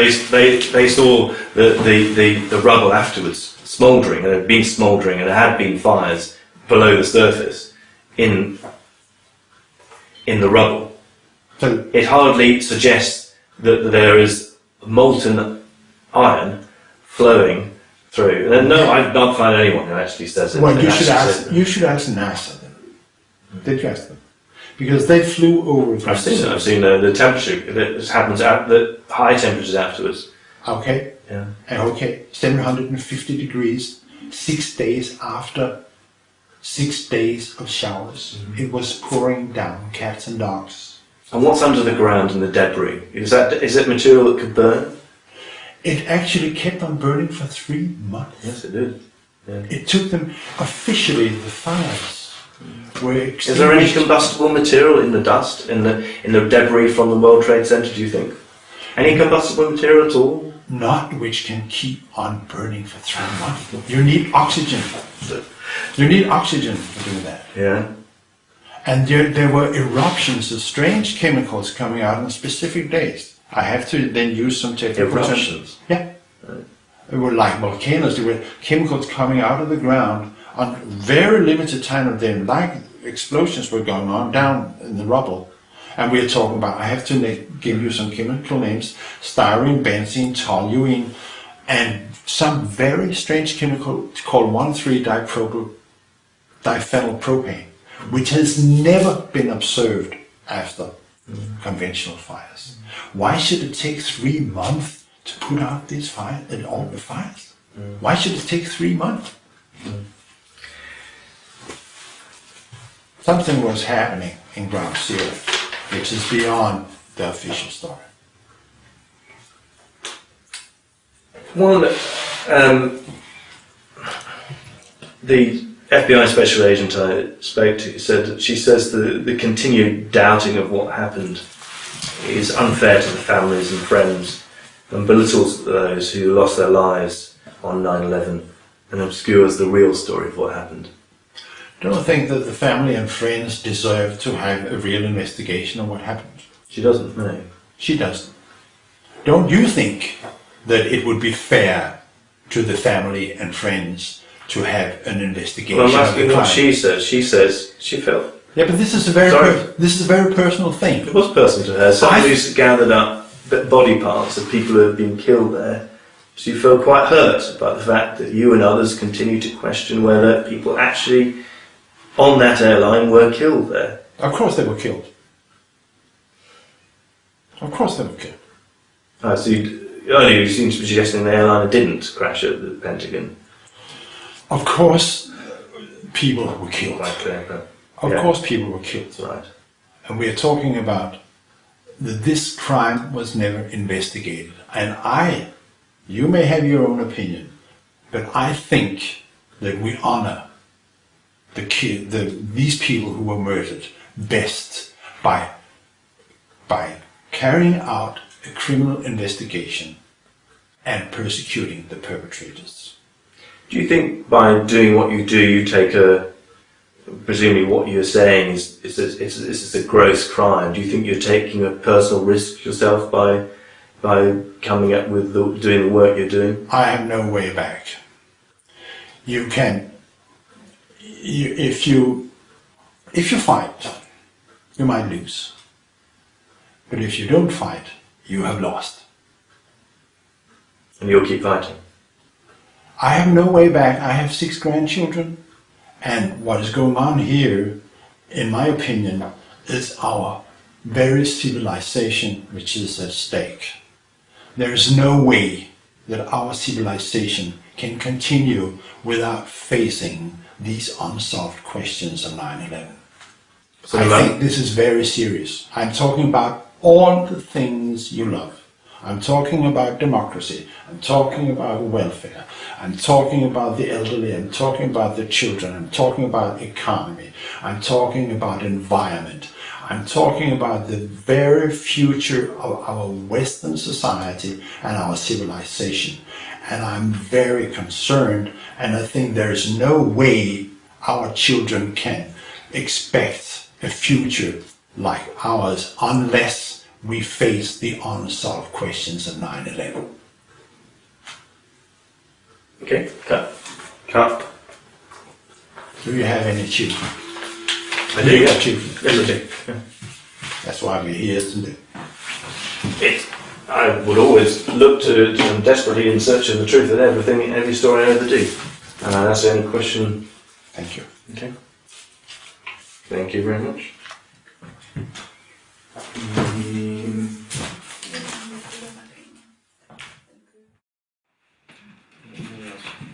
I need to sign a release form.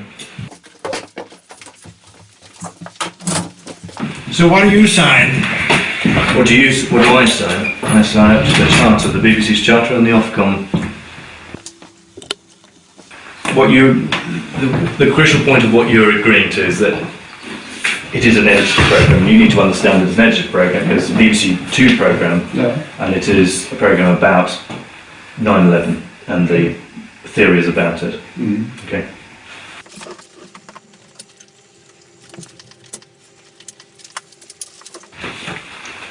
Or translate your constitution and you waive irrevocably any moral rights you may have in them. We have you. The point is, we have the copyright in the interview because we broadcast it because we have to be able to broadcast it to. We give it to other people. It's a program that's made by the BBC and is sold worldwide. It goes out worldwide. Yeah. But you have So we have to have the copyright to be able to do that. That's what it says. You have your copyright of your own footage. That's what it's saying. Yes. And you don't have the copyright of our Well, footage. I'm not taking that tape, am I? I'm using my tape. Yes. Okay. But maybe that should be specified. No, you don't need to specify. Well, you can add a note, but it's clearly talking about our interview. Now it's talking about. Thank you. Contribution is clearly the tape that I've got. I can't take your tape because you haven't given it to me, or you won't give it to me. It doesn't, and it's going to be exactly the same anyway. But if you want to make that point, it's perfectly fine because it won't make any difference at all. Because clearly it's about talking about the interview you gave me on record. And to be clear, while you're filming us as well, I wouldn't talk about anything off the record, and wouldn't normally have people filming while I'm talking about things that are off the record. So that's absolutely clear again.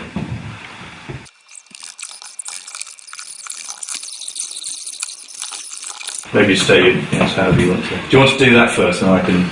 Do you want to scan that, or I can fax it to you from London?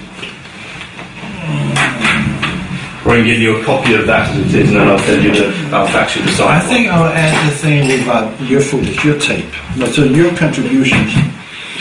You signed to the BBC the copyright to and all the rights in your contributions. But is that really true that this is the footage, this is the tape actually in your machine? Yes, tape in my machine. Yeah. The interview you gave. Why is it then your contributions? It's just it's using it as a phrase to describe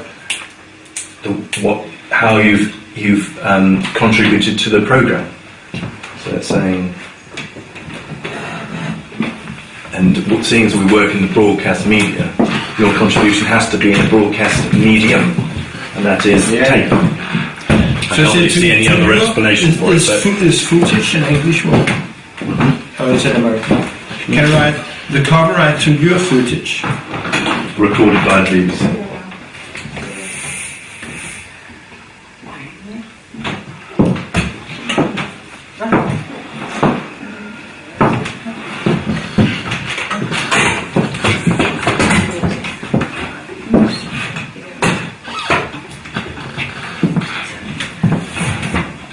Yeah. Fax. I don't know fax. Okay.